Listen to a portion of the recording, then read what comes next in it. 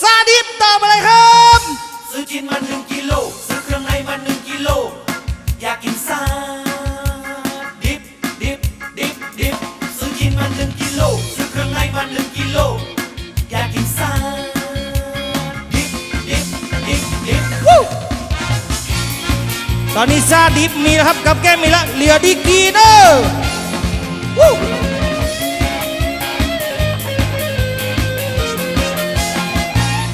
ควายบะมีโรคเป็นลาบอันประเสริฐเป็นแหล่งกำเนิดแห่งสุดยอดอาหารเกี๊ยวหัวดียอคณะน้ำหวานกับแก้มลำมันต้องลาบต้องซา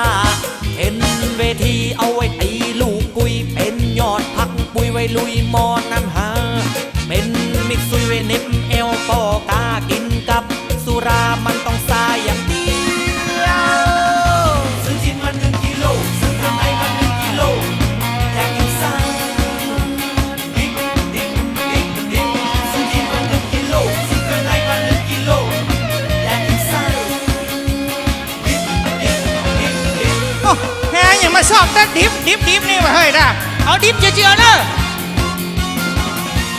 ลูกกับป่อเหมือนย่อกับลาบผัวกับเมียเหมือนเสือกับหมาลาบซาลูเรามันตึงเข้าตำราสืบทอดกันมาเจนแก่เจนเท่าสุราน้ำปิ้นกินแล้วก็เมาซึ้งจิ้นควายแฮมขึ้นบาดใส่เกลือจังเน่าบ่าว่าควายหนุ่มควายน้อยไทยเท่าทางปึงกับเราก็ต้องซาอย่างเดียวซื้อชิ้นมา1 กิโลซื้อเครื่องในมา1 กิโลอยากกินซาดิบซื้อชิ้นมา1 กิโลซื้อเครื่องในมา1 กิโลอยากกินซาดิบ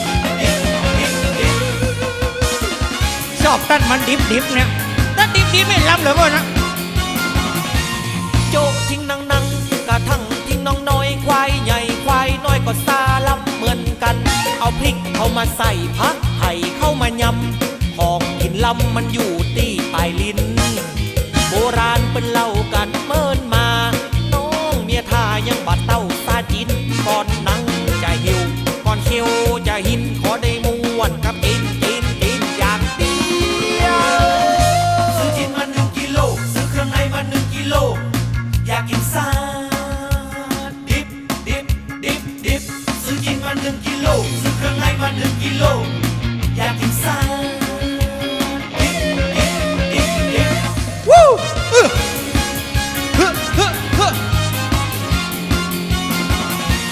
โจกทิ้งนังกระทั่งทิ้งน้องน้อยควายใหญ่ควายน้อยก็ซาล้ำเหมือนกันเอาพริกเข้ามาใส่ผักไห่เข้ามายำของกินลำมันอยู่ที่ปลายลิ้น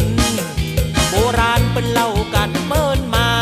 น้องเมียท่ายังบัดเต้าซาจินก่อนนั่งจะหิวก่อนเคียวจะหินขอได้ม่วนกับกินอย่างเดียวซื้อชิ้นมา1 กิโลซื้อเครื่องในมา1 กิโลอยากกินซาดิบซื้อชิ้นมา1 กิโลซื้อเครื่องในมา1 กิโลอยากกินซาถึงบอกเอาคั่วชอบที่มันดิบเนี่ยสนุกสนานกันนะครับ